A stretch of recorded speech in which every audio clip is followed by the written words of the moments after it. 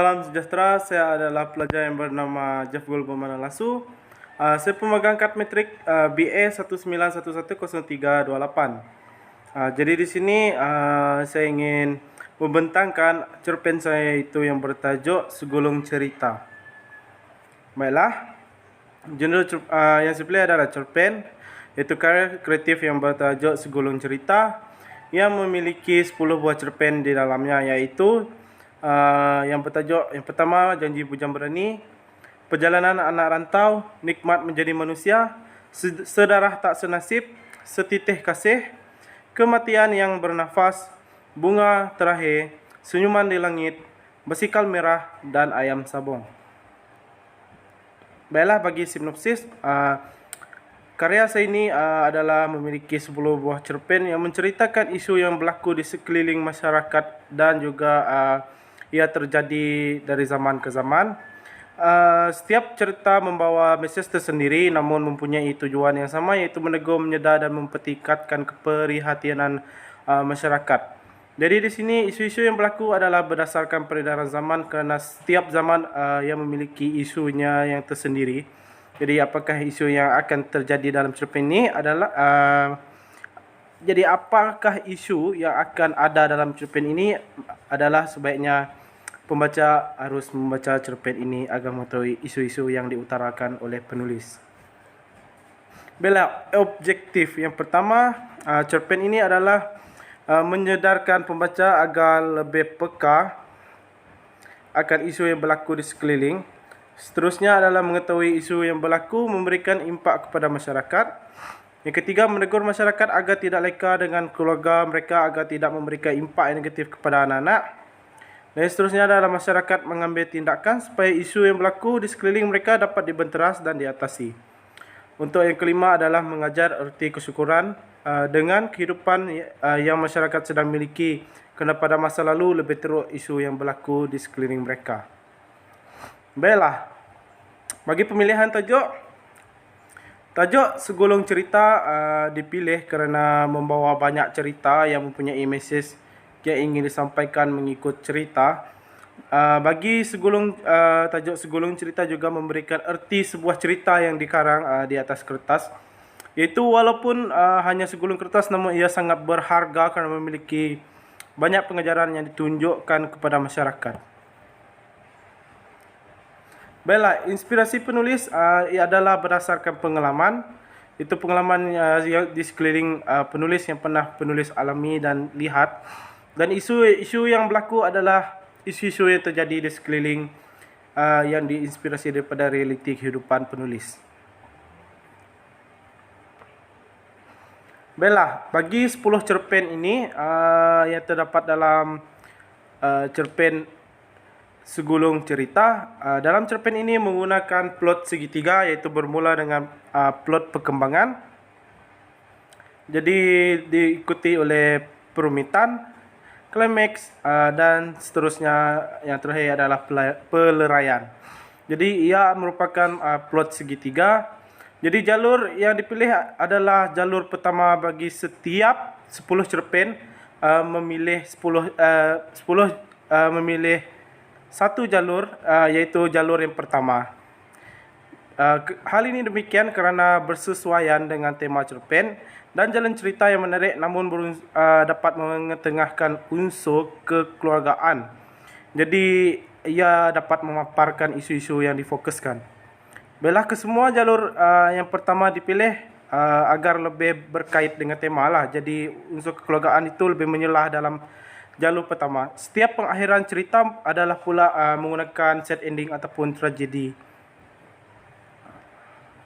Baiklah, bagi menjimatkan masa, setelah memilih 3 cerita untuk dibentangkan di sini, iaitu memaparkan yang pertama cerita cerpen Janji Bujang yang bertajuk Janji Bujang Berani dengan menggunakan plot, iaitu permulaan, perkembangan, klimaks dan pelarian, seperti yang saya cakap sebelum ini, kerana kesemua cerita yang menggunakan plot yang sedemikian. Jadi permulaan cerita di mana Ujai merupakan ketua rumah panjang. Dia merupakan anak kepada Ketua Rumah Panjang Jelang dan juga merupakan anak pahlawan. Ujai juga seorang pahlawan yang digeruni namun memiliki sifat yang baik hati. Jadi di sini cerita ini menaik apabila pada satu hari Ujai itu pergi memburu, lalu dia berjumpa dengan seorang perempuan yang bernama Ina. Jadi di sini membangkitkan klimaks cerita, iaitu disebabkan hubungan yang tidak baik antara kedua-dua rumah panjang.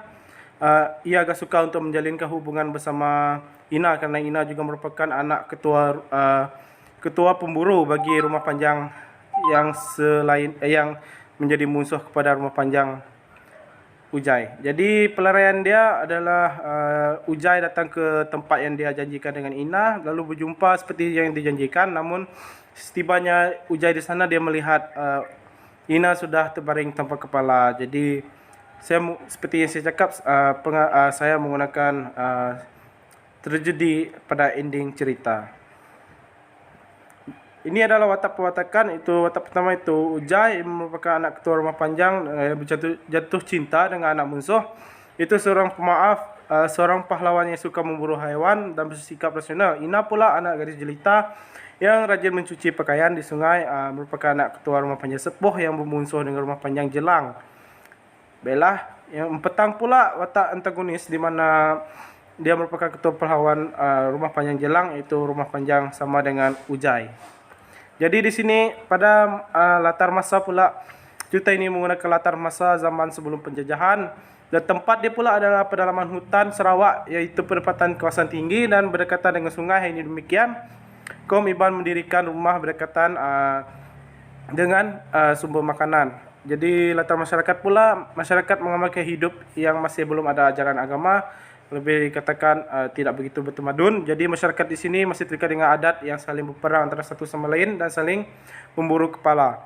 Jadi tema dia adalah mengenai tentang patriotik. Jadi ia dapat dikaitkan dengan tema utama, iaitu kekeluargaan, kerana semuanya tak akan berlaku jika sebuah keluarga itu menjadi tugas utama bagi menghalang kita saling bermusuh. Jadi objektif dia adalah membangkitkan pembaca agar lebih menghargai keamanan, kedamaian yang telah dicapai.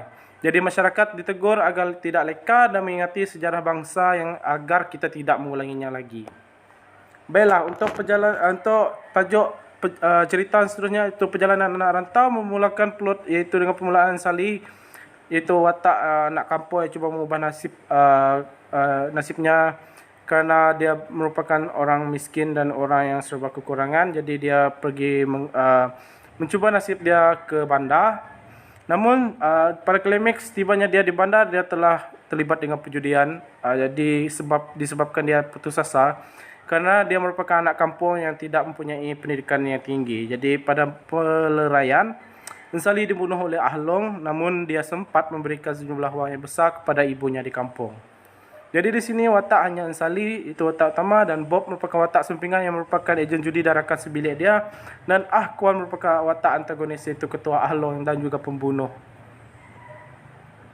Dan di sini menggunakan latar masa sekitar tahun 2018, di mana perkembangan IT di Malaysia semakin membaik dan semakin menuju ke arah kemodenan. Jadi perkara ini menyebabkan perjudian secara atas talian semakin besar. Jadi tempat ini adalah menggunakan watak tempat pedalaman di negeri Sarawak. Jadi ia juga menggunakan kawasan pedalaman di negeri Sarawak dan juga kawasan pekan-pekan dan bandar. Jadi latar masyarakat pedalaman berfikir seperti kata di bawah tempurung, kerana mereka tidak mempentingkan pelajaran anak mereka sehingga terbeban dan tidak menyekolahkan anak mereka kerana peluang pekerjaan yang kurang semasa di dalam pedalaman. Jadi tema dia mengenai kemiskinan hidup keluarga. Tema ini diambil bagi menggambarkan kehidupan di dalam pedalaman. Dan ini adalah yang terakhir, itu yang ketiga yang saya pilih, iaitu Nikmat Menjadi Manusia. Permulaan adalah ayah Nading merupakan meninggal di hadapan matanya sendiri. Itu perkembangan cerita ini, di mana Nading hidup sebatang kara selepas ayah dia meninggal dan meninggalkan pesan untuk dia hidup seorang diri sebagai seorang gelandangan. Dan pada klimaksnya, Nading dan Tam terpaksa menjual dadah kerana sedikit dadah. Jadi pelarian dia adalah Nading ditembak oleh polis demi menyelamatkan rakannya itu Tam, karena mereka berdua bukanlah orang jahat melainkan dirinya terpaksa melakukannya. Jadi watak di sini hanya ada Nading, watak Tam dan watak Chong. Chong merupakan sedikit bekas ketua Tam, itu seorang yang berdendam juga. Jadi di sini Tam merupakan seorang yang setelah mencuci tangan karena sebelum ini dia merupakan seorang juga penagih dadah dan penjual. Dan Nading pula hidup merupakan seorang anak yatim setelah bapaknya meninggal. Jadi penguat cerita ini di mana pesan yang ditinggal ke bapaknya adalah tonggak kepada kehidupan Nading. Jadi latar masa menggunakan latar masa pada masa kini, kerana masih banyak pengemis di setiap bandar, tidak tertumpu pada hanya Sarawak saja, malah seluruh Malaysia. Jadi latar tempat menggunakan menunjukkan kawasan Semenanjung dan terjadi seperti di kawasan Semenanjung namun terjadi di Sarawak. Latar masyarakat pula, masyarakat masih hidup dalam kesusahan dan tiada tempat tinggal, tiada rezeki pekerjaan. Tema pula adalah mengenai kehidupan pengemis dan objektif kesedaran pembaca agar menghargai kekurangan yang bernasib baik. Jadi di sini kita dapat lihat tema cerita ini di mana seorang itu menjadi pengemis akibat daripada kehilangan bapa. Jadi begitu ia dikaitkan dengan tema besar kita iaitu kekeluargaan. Baiklah, bagi pengakhiran iaitu konflik, di mana setiap konflik yang berlaku dalam cerpen ini diakhiri dengan tragedi, iaitu dengan sad ending, di mana kebanyakan watak utama diakhiri dengan kematian. Jadi hal ini demikian bagi menimbulkan mesej yang ingin disampaikan bagi setiap cerita. Sekian, terima kasih daripada saya, Jeff Klubu Manalasu, ingin mengundurkan diri. Sekian, terima kasih.